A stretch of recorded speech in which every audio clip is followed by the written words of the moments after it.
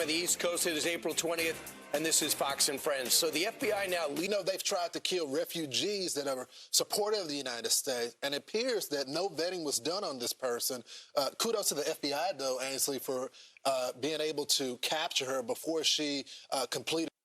Patterson, too, yes. Thanks, Ainsley. You're welcome. So before we get into the book, what do you think about this trend? Are you seeing this with your readers? Yeah, because our readers are a little older. They don't go to nightclubs anymore. Yeah, right. They traded They that have in a their long own time. nightclub with co-martinis. Right, but it has to be very refreshing to know that the younger people, I mean, I know a handful of these 20-year-olds that... They are reading, yeah. They well, are. And this is perfect because it's mothers and... Earth set, and those are your headlines, guys. How cool is that? Cool. Our eyes all just saw something new for the very first time. Yes.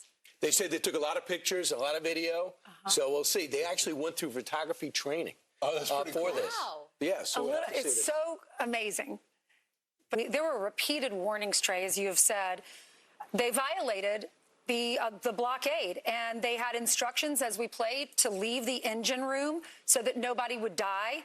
We ended up firing a 5-inch MK-45 gun into their engine room and blew it up. Then we saw the U.S. Marines from a helicopter go down on top of their vessel. And we warned them about this. So now we have overtaken their vessel. What happens now? I assume our Marines are safe. You told us that in the first hour, the ones who went on their vessel. What about the men on board their vessel, the Iranians, and what happens to their vessel? It's a great question. And the Pakistanians, who the president seems to have some respect for, they've been hosting these negotiations. But I was surprised when I heard that the Pakistani president, as well as one of the generals there, recommended that the president end the blockade. I mean, that's just a non-starter for the president of the United States, but he said he would take it under consideration. The president and top Trump administration officials have praised Pakistan for their role in these negotiations. They understand that at this point, given the fact that will obviously fluctuate, judging by the promise from these meetings. And last thing, how much pressure do you think is on Vice President Vance to produce something? I think the pressure is really on the Iranians. That's the sense that I gather from not only administration officials in Washington, but also from Israeli officials here. They say this rests on Iran to make a decision because the president is once again extending an olive branch, an off-ramp, and he's been quite clear in terms of what happens next if they do not sign on the dotted line.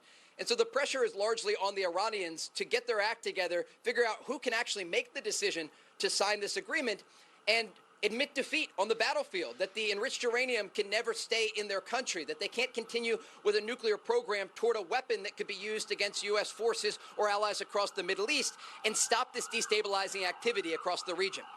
All right. Thanks, Trey. Friends, that exclusive, but that hard day for those gentlemen. They saw their mentor die in front of their eyes. Who was a hero in Exactly. Iraq, in Afghanistan. And they end up eliminating the threat right there. That's something they're going to have to live with for the rest of their lives. But They're heroes, too. most definitely. Meanwhile, President Trump has promised